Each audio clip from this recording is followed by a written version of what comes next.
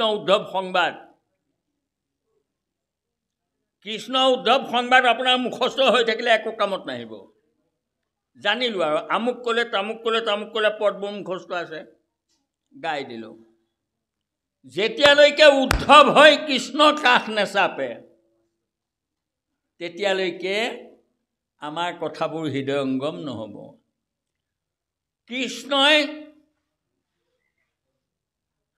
আমাক কৈছে মোক এৰি যাব কৃষ্ণই গতিকে কৃষ্ণ কাষলৈ যাওক প্ৰশ্ন কৰক কৈ আছে উদ্ধৱ সংবাদ চলি আছে আমি সকলো উদ্ধৱৰ আসনত বহি ল'ম তেতিয়াহে গম পাম কথাটো মোক কৈ আছে কি কৰিবলৈ কৈছে তেতিয়া আমি কথাটো আমি বুজি পাম এতিয়া উদ্ধৱ কেনেকৈ গৈছে কৃষ্ণক কৃষ্ণৰ ইংগিত সকলো বুজিলে বুজি পেলাই তেওঁ কি বুলি কৈছে সেই উদ্ধৱৰ দৰে এৰি থৈ গুচি যাবা তুমি এতিয়া মই তোমাৰ উচিষ্ট খাওঁ তোমাৰ লগত থাকোঁ সদায় এতিয়া মই কি কৰিম মোৰ বহুত সংশয় আছে মোক এইবোৰ কোৱা প্ৰভু মোৰ সংশয়বোৰ দূৰ কৰা এই বুলি কান্দি কান্দি কৃষ্ণৰ কাষত প্ৰশ্ন কৰি আছে গতিকে আমিও যদি আচল অৰ্থটো হৃদয়ংগম কৰিব লাগে তেতিয়াহ'লে মন দি সুন্দৰকৈ কাণ দি এই কথাবোৰ শুনক শুনিলে আমাৰ হৃদয়ত ক্ৰিয়া কৰিব আৰু এটা কথা মনত ৰাখিব মহাপুৰুষ মাধৱদেৱে আমাক কেনেকৈ শুনিবলৈ কৈছে কেনেকৈ গাবলৈ কৈছে এই কথাটো চাব অগায় হৰি গুণ সাতে পাঞ্চে হুয়া সাজু আপোন হুৰে পলাই যাইব কাল মায়া বাজু হয়নে কথাটো এই সাতে পাছে সাজুটো কি সাতে পাছে সাজু নহ'লে ভাগৱত শুনি একো লাভ নাই সাজু হৈ শুনিব লাগিব গাঁৱতে সাতে পাছে সাজু হৈ গাব লাগিব সাতটা পাঁচটা কি চাব সাতটা পাঁচটা সাজু হ'ব লাগিব সাতটা কি এই চকু দুটা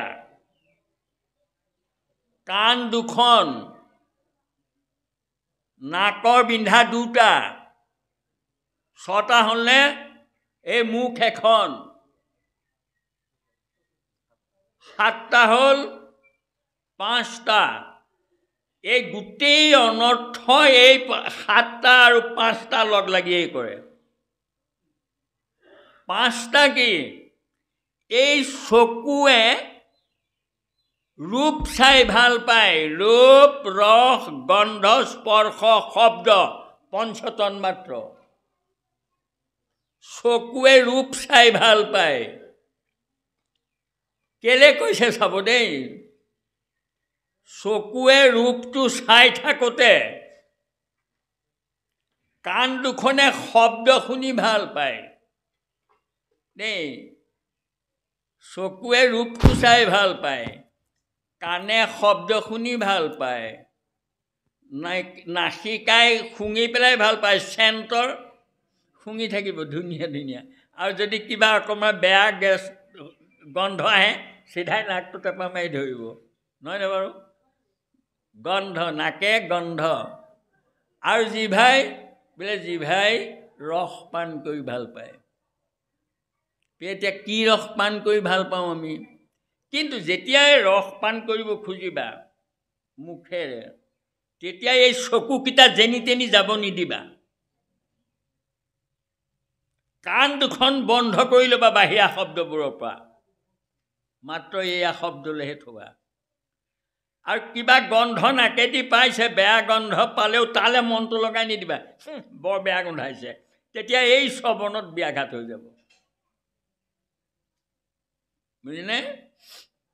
গতিকে এই সাতে পাছে সাজু হ'বা শুনোতে সাৱধান। কি যি মুহূৰ্তত শ্ৰৱণ কৰিছোঁ অকল কাণেহে শুনিব আৰু মনে মনন কৰি থাকিব লাগিব কথাখিনি। তেতিয়া সেই চকুৰে অনেক বস্তু আমি দেখোঁ, দেখাটো দিগদাৰ নাই, চোৱাটোতহে দিগদাৰ। সেইকাৰণে মহাপুৰুষে লিখিছে মূৰ্তিকো নচাইবা বুলিহে লিখিছে, নেদেখিবা বুলি লিখা নাই। হাজাৰ হাজাৰ মূৰ্তি দেখি থাকিবা, তুমি মন দি নেচালেই হ'ল। নেচাবা, তাৰ মাজতে থাকিবা, নেচাবাহে, নেদেখিবা বুলিতো লিখা নাই। গতিকে মূৰ্তিকো নচাবা। এতিয়া এই বাটেদি অনেক গৈ থাকিব, কিবা কিবি গৈ থাকিব, আমি চালেহে দেখিম। আৰু হয়ো কথাটো সঁচা হয় নহয়? আমি কেতিয়াবা কোনোবা মানুহ বাটত তাৰমানে মোকতো এদিনেই হেৰিয়াৰ দেউতা এওঁৰ ককায়েকে মোক কৈছে, আমাৰ এই হেৰিয়াৰ শইকীয়াৰ, বোলে আজিকালি আপুনি হেৰিয়াক আমাকতো নেমাতেই নহয়। বজাৰলৈ মই গৈ আছোঁ, সিটো বজাৰৰ পৰা আহিছিলে, মোক হেনো কিবা এটা সুধিলে, মই তাৰমানে মই নেদেখিলোৱে মানুহজন, দেখাই নাই, মই কিবা এটা চিন্তাত গৈ আছোঁ। মোকতো ধৰি ক'লে যে মই সেয়া আপোনাক মাতিছোঁ, আপুনি মাতো নিদিলে, আমাৰ নিচিনা মানুহক নামাতে নেকি? মোৰতো একেবাৰে শৰীৰ ক'লা পৰি গ'ল। কৃষ্ণ, মই কেতিয়া আপোনাক নামাতিলোঁ, ক'ত নেদেখিলোঁ? কৈছে হেৰি কেলৈ মই বজাৰৰ পৰা আহোঁতে আপুনি সেইফালে গৈ আছে, যাওঁতে আকৌ মই সেইখিনিতে মাতিছোঁ আপোনাক, আপুনি মোলৈ নাচালেই। মাতে মই বোলো হয়, অপৰাধী আৰু মই নচোৱাটোৱে অপৰাধী আপোনাক। গতিকে সেইকাৰণে কিবা সুধিছিলে যদিও হেৰি নকৰোঁ, তাৰমানে মই নেদেখিলোঁ, কি নেচালোঁ। হয়তো দেখিছোঁ মানুহজন, কিন্তু মন নিদিলে ক'ব নোৱাৰোঁ নহয় যে এইজন আমুক মানুহ। গতিকে সেই কথাবোৰ তাৰমানে তেনেকুৱাই হয়, যে কি নহওক। গতিকে আমি এতিয়া ভাগৱত শ্ৰৱণ কৰিম। উদ্ধৱ হৈ বহিলোঁ আসনত, মোক কৈছে বুলি ভাবিব লাগিব, তেতিয়াহে মোৰ দুখ লাগিব, তেতিয়াহে মই বুজি পাম। আৰু সাতে পাছে সাজু হ'ব লাগিব। আমাৰ এতিয়া শ্ৰৱণ কৰি থকা সকলৰ মাজতে মই এনেকৈ লক্ষ্য কৰি থাকোঁ, কোনোবাই তাৰমানে এইফালে ভাগৱতটো শুনি থাকে, এইফালে আকৌ কাৰোবাৰ লগত কথা পাতিও থাকে, আকৌ ইফালে সিফালে চাই থাকে, কামত নাহিব। এক ধ্যানত বহক। ইয়াত যেতিয়া ভাগৱত শ্ৰৱণ কৰিছে, কি কৈছে কাণক অকল সেইটো শুনিবলৈ দিয়ক। অন্য বস্তু পাৰিলে চকুকেইটাই দুষ্টামি কৰে যদি মুদি থক, যেনি তেনি যায়। মন হৈছে মতলীয়া, যেনি তেনি যায়। আপোনাক বিবেক এটা দিছে ঘূৰাই আনিবলৈ, জ্ঞান হৈছে গৰখীয়া, আনিবা ঘূৰাই। মনটো যাবই, তি দৌৰি থকাটো তাৰ কামেই, কিন্তু আমাক বিবেক দিছে। পঞ্চকোশী প্ৰাণী আমি, মনত ৰাখিব। এইবোৰ দুইকোশী প্ৰাণী, গছ গছনিবোৰ প্ৰাণ আছে কাৰণে প্ৰাণী, প্ৰাণ থকাৰ কাৰণে সিহঁতে আহাৰ খাব পাৰে আৰু ডাঙৰ হয়। প্ৰাণটো গুচি গ'লে শুকাই যায়। গতিকে দুই কোষ আছে। কি দুই কোষ? অন্নময় কোষ, অৰ্থাৎ মাংসবোৰ বাঢ়ে গাত, অন্নময় কোষ সেইবোৰ, আৰু প্ৰাণময় কোষ, প্ৰাণ থকাৰ কাৰণেহে তাৰমানে ডাঙৰ হয়, নহ'লে শুকাই যাব। আৰু 3 নম্বৰ কোষটো আছে এই জীৱ জন্তুবোৰত, ইহঁতৰ মন আছে, মনোময় কোষ। 3 কোষী এইবোৰ। মনোময় কোষ আছে, অৰ্থাৎ মন আছে, সেইকাৰণে সিহঁতৰ মনহে আছে। কুকুৰটোৰ মনহে আছে। হয়, কুকুৰটো আপোনাৰ এই ভালকৈ খোৱা, ভালকৈ খোৱা, ভালকৈ পিন্ধা, এইবোৰ মানুহৰ যেনেকুৱা মন, ভালকৈ খোৱা, ভাল ঠাইত খোৱা, কুকুৰবোৰৰো মন থাকে তেনেকৈ। সেইকাৰণে আপোনাৰ চোফা ছিটটো বাহিৰত থাকিলে কুকুৰটো গৈ চোফাটোত শুব দেই, কাৰণ তাৰ খোৱাৰ মনটোহে আছে। আৰু গৰুটো নিজৰ গৰু গোহালিৰ পৰা মুকলি হ'লে নিজৰ শাকডৰাকে খাই পেলাব, নিজৰ ধানডৰাকে খাব, কাৰণ সিহঁতৰ খোৱা মনহে আছে। কেলেনো বেৰা দি থৈছে, এইটো সিহঁতে নাভাবে, বেৰা ভাঙি হ'লেও খাব। গতিকে সিহঁতৰ মনত ধৰিব পৰা যিটো ক্ষমতা সেইটো নাই। 3 কোষী প্ৰাণী এইবোৰ, কিন্তু তাৰ ওপৰত আমি মানুহ, আমি মানুহ পঞ্চকোষী, পশুতকৈ দুটা কোষ ওপৰত আমাৰ। এতিয়া দুটা কোষ ওপৰৰ কোষ দুটা কি? বিজ্ঞানময় কোষ। বিজ্ঞানময় কোষ মানে কি? মনত ধৰিব পৰা, মনন কৰিব পৰা ক্ষমতা এটা দিছে আমাক বিবেক। মন হৈছে মতলীয়া যেনি তেনি যায়, জ্ঞান হৈছে গৰখীয়া আনিব ঘূৰাই। মন দৌৰি ফুৰে, তোমাক বিবেক দিছোঁ, ধৰা মনক। বিবেকৰ দ্বাৰা মনক পৰিচালিত কৰা। কৰিলে কি হ'ব? বোলে মনটো যেতিয়া ধীয়তে মনঃসদায় ন ইতি ধৰ্ম, মনত ধৰিব পৰাটোৱেই ধৰ্ম। জীৱ জন্তুৰ ধৰ্ম সেইকাৰণে নাই, কাৰণ সিহঁতে মনত ধৰিব পৰা ক্ষমতাটোতো সিহঁতক দিয়াই নাই। দিছে কাক? আমাক দিছে। গতিকে আমি মনক যদি ধৰিব নোৱাৰোঁ, ধৰি নাৰাখোঁ, তেতিয়াহ'লে জীৱ জন্তু আৰু মানুহৰ মাজত কি পাৰ্থক্য থাকিল?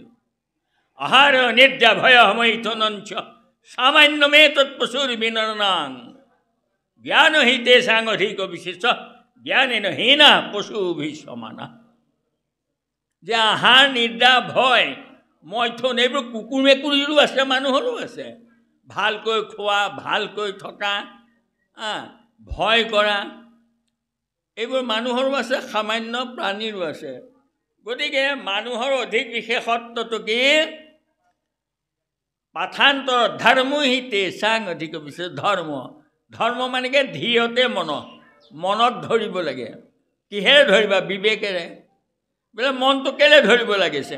বোলে মন হৈছে মতলীয়া যেনি তেনি যায়, জ্ঞান হৈছে গৰখীয়া আনিব ঘূৰাই। গতিকে মন মতলীয়া, যেনি তেনি যায়। আমাক গুৰুজনে কৈছে, তোমালোকে মনক ধৰাচোন। বোলে কিহত ধৰিব লাগে? তোমাৰ মনটো ক'ত থাকে জানা? দুটাৰ মাজতে থাকে। ক'ত? অসত্য অসত্যৰ জৰ চৈতন্যৰ মাজত যিটো প্ৰকাশে, তাকে বোলে মন সেই তাকে পাৱে, যিজনে যাক উপাসে। এতিয়া প্ৰশ্ন আহি গ'ল, পৰমাৰ্থ কথা এইটোৱেই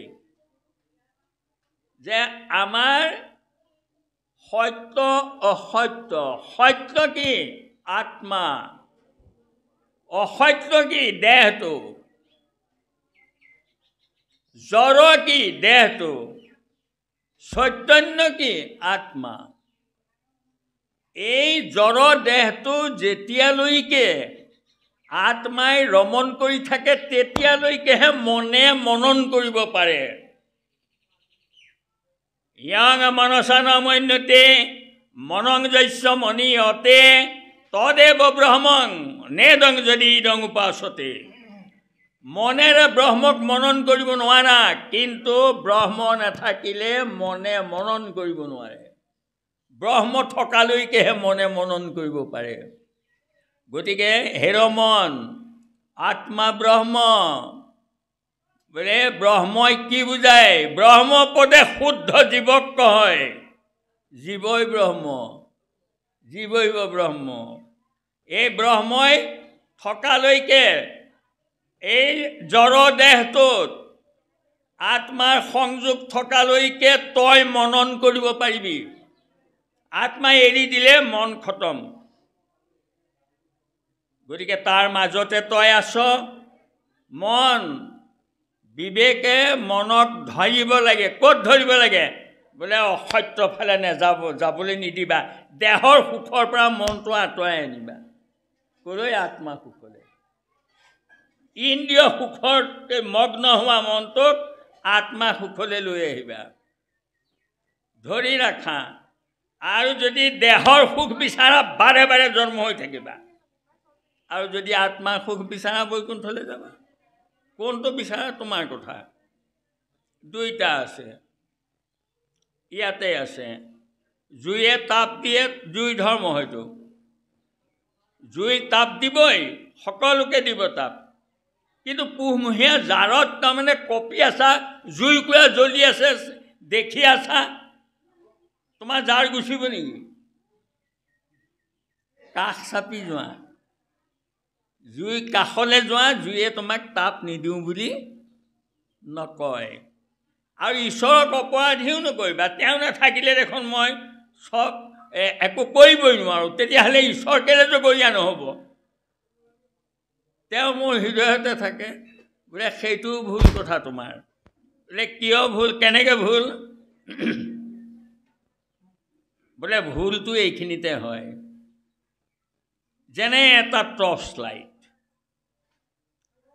লাইটটো লৈ ৰাতি কোনোবা মানুহে এন্ধাৰ ৰাতি টৰ্চ লাইটটো নহ'লে তেওঁ এই ভাগৱতলৈ আহিব নোৱাৰে, পোহৰ নহ'লে আহিব নোৱাৰে টৰ্চ লাইটটো লৈ। তেওঁ তাৰমানে ইয়াতে ৰাতি ভাগৱত হৈ আছে, ইয়ালৈ টৰ্চটো লৈ পেলাই সেই মানুহজন যে এন্ধাৰ কেনেকৈ যাবা, টৰ্চটো লৈ পেলাই আহিলে, আহি ইয়াত টৰ্চটো জাপতে থলে বা ক'ৰবাত থলে থৈ ইয়াত ভাগৱত শুনি আছে। তেওঁৰ পুণ্য হৈছে, শুনাজনৰ পুণ্য হৈছে, ভাগৱত শুনি আছে।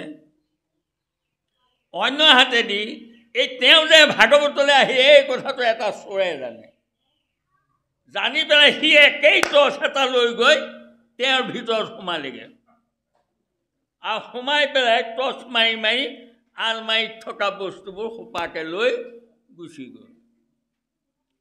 এতিয়া প্ৰশ্ন হ'ল, সি টৰ্চটো নহ'লে চুৰ কৰিব নোৱাৰে নহয়, টৰ্চে পোহৰ দিলতে দেখিছে বস্তু মুনিবলৈ। এতিয়া সেই চোৰটোৰ গাত তেওঁৰ বস্তু চুৰ কৰি নিয়া তাৰমানে চোৰটোৰ পাপখিনি টৰ্চ লাইটটোত লাগিব নেকি? টৰ্চে পাব নেকি? নেপায়। এই ইয়াত যে ভাগৱত শুনিছে সি এজনে আহি, ইয়াৰ পুণ্যৰ ভাগটো টৰ্চক দিব নেকি? কাৰণ টৰ্চ নহ'লেতো তেওঁ ইয়ালৈ আহিব নোৱাৰে। গতিকে এতিয়া কথাটো সেইটোৱেই, তেনেকুৱাই। হুয়াই আমি উদাসীন, ক্ৰিয়া কৰ্তা কৰ্মহীন, সবাহাতে আছো সাক্ষী ভাগে, উদয়ে যেন ভাস্কৰে, লোকে ধৰ্ম কৰে, পাপ পুণ্য সূৰ্যত নালাগে। সূৰ্যই পোহৰ দিছে, আমি ভাগৱতলৈ আহিছোঁ, আৰু এন্ধাৰ হ'লে মানুহ এটা ঘাপ মাৰিও দিব নোৱাৰে, সূৰ্যৰ পোহৰত কোনোবা এটাই মানুহ কাটি দিছে, সেইটো সূৰ্যৰ দোষ হ'ব নেকি পোহৰ দিয়া? উদয়ে যেন ভাস্কৰে, লোকে ধৰ্ম কৰে, সূৰ্যৰ কাম পোহৰ দিয়া, চবতে পোহৰ দি আছোঁ মই। তোমালোকে ইয়াত তাৰমানে সূৰ্যৰ পোহৰ সৎ কামতো ব্যৱহাৰ কৰিব পাৰা, কোনোবা দুষ্টই বেয়া কামতো ব্যৱহাৰ কৰিব পাৰে, তাৰ কাৰণে কিন্তু সূৰ্য জগৰীয়া নহয়। হুয়াই আমি উদাসীন, ক্ৰিয়া কৰ্তা কৰ্মহীন, সবাহাতে আছো সাক্ষী ভাগে, উদয়ে যেন ভাস্কৰে, লোকে ধৰ্ম কৰে, পাপ পুণ্য সূৰ্যত নালাগে। লাগিব জানো? এই শৰীৰত তেওঁ পোহৰ দি আছে, বাৱে মায়া মাতৃ দক্ষিণত ভক্তি মাও, দেখি ব্যাহ ঋষি ৰোমাঞ্চ ভৰি লাগাও। এই বাওঁফালে মায়া আছে, সোঁফালে ভক্তি আছে, কাক ধৰ, বিবেকে ক'ব লাগে মন তই ভক্তি মাতৃক ধৰ। বাওঁফালে গ'লে মায়াৰ সংসাৰ, বাৰে বাৰে জন্ম হৈ থাকিবি, দেহৰ সুখ বিচাৰি থাকিলে দেহৰ সুখকে পাই থাকিবি, মুক্ত কাহানিও নহবি, আধ্যাত্মিক তাপ সদায় ভুগি থাকিবি। গতিকে কৃষ্ণ ভকতৰ দুখত ভগৱন্তও নিজে কান্দে।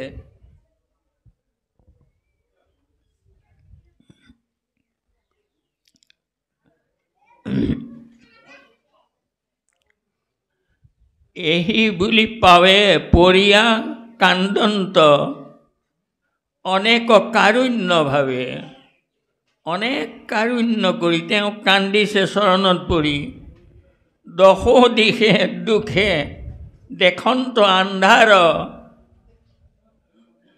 চেতনা নাহিকে গাৱে গাত তেওঁৰ চেতনা নাইকিয়া হৈ গৈছে ভকতৰ দুখ দেখি ভগৱন্ত ভৈলন্ত নেত্ৰ সজল অসন্তোষে কিছু চাপৰাইলা মাথ সংকোচ মুখ কমল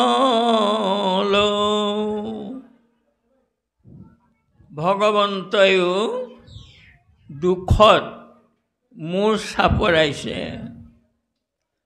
মুখখন সংকোচ তাৰমানে ফেকুৰি আছে সংকোচ মুখ কমল কৃষ্ণ কৃষ্ণ এয়া চাওক এতিয়া আমাক কৈছে পুত্ৰ পৰিবাৰ সকলে অসাৰ নাতেক তাতেক মায়া ক্ষণেকে থাকিয়া ক্ষণেকে অন্তৰৈ সম্যকে মেঘৰ ছায়া যেনেকৈ মেঘৰ ডাৱৰটো উঠি আহিলে ছায়া পৰি গ'ল ফটকৈ আকৌ ডাৱৰ আঁতৰ হৈ গ'ল যোৱাৰ লগে লগে আকৌ তাৰমানে পোহৰ আহি গ'ল এতিয়া এই কথাবোৰে আমাক এই বুলি কৈছে নেকি যে পুত্ৰ পৰিবাৰ এইবোৰ অসাৰ গতিকে এইবোৰ চব বাদ দিয়া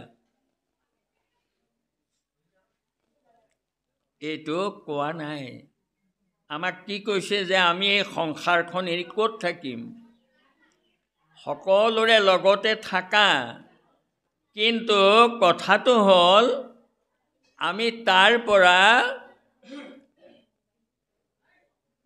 বৈৰাগ্য ভাৱ যেনেকৈ পদুম পাত পানীতে থাকে পানী নহ'লেতো পদুম পাত থাকিবই নোৱাৰে কিন্তু পানী পদুম পাতত নেলাগে সেইদৰে গৃহতে থাকা বিষয় সংসাৰৰ মাজতে থাকা কিন্তু তাতে মনটো লগাই নথবা অবিবাহ কৰিবে লাগি মোৰ অনুমতি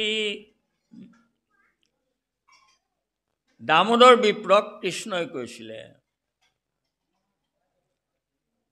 যে তেওঁ ক'লে মই গৃহবাসী গতিকে মোক তুমি ভৰি ধুৱাইছা হেৰি কৰিছা এইবোৰ কেলে কৰিছা এই বুলি কওঁতে তেতিয়া ক'লে যে কৃষ্ণইতো 16,000 বিয়া পাতি দিলে তেওঁতো হেৰি কৰি আছে কিন্তু কথা হ'ল এইটো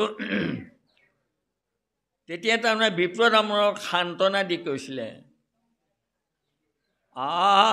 বিবাহ কৰিবে লাগে মোৰ অনুমতি কিন্তু নিৰন্তৰে মোৰ কৰিবা ভকতি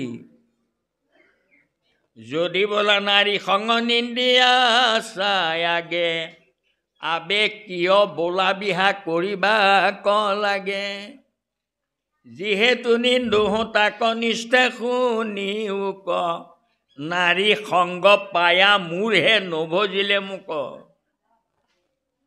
শ্ৰৱণ কীৰ্তনে যদি ভজয় আমাক নাৰী সংগ দোষে সখী কি কৰিবে তাক গতিকে আমাক এই কথাবোৰৰ অৰ্থ যে আমি বিষয় বাসনাত থকা মানুহ আমাৰ ভকতি ক'ত হ'ব বিষয় বাসনত থকাবোৰ মানুহৰ ভকতি বেছি হয় বিপ্ৰ দামোদৰৰ ভকতি হ'ল নাই হোৱা জানো বলিৰ ভকতি হ'ল প্ৰহ্লাদৰ ভকতি হ'ল এইসকলৰ ভকতি হৈছে জনকৰ ভকতি হৈছে এইবোৰে ঘৰ ত্যাগ কৰি পেলাই কৰা নাই তেওঁলোক বৈৰাগ্য অৰ্থাৎ বিষয় ভোগটোৰ প্ৰতি বিষয় ভোগ কৰি থাকে সেইবোৰ ইন্দ্ৰিয়ই কৰি থাকে কিন্তু তেওঁলোকৰ মনটো তাত নাথাকে ভকতিত থাকে ভকতৰ সংগত গৈ ভাল পায় ঈশ্বৰৰ কথা পাতি ভাল পায় ঈশ্বৰৰ নাম গুণ গাই ভাল পায়। গতিকে সেইখন গৃহত থাকক। সেয়া গৃহত থাকিও তাৰমানে আজি মোৰ গৃহ তীৰ্থটো অধিক পবিত্ৰ ভৈল অশেষ, যিহেতু সাক্ষাতে জগতৰ গুৰু আপুনি ভৈলা প্ৰৱেশ। আমি পুৱাই যদি ভগৱন্তক প্ৰাৰ্থনা কৰি গৃহখনত প্ৰৱেশ কৰাব পাৰোঁ গুৰু গৃহত, গধূলি যদি আকৌ ভগৱন্তক আমি আহ্বান কৰিব পাৰোঁ, তেতিয়া এইখন গৃহতেই আমাৰ বৈকুণ্ঠ হৈ থাকিব। কৃষ্ণ কৃষ্ণ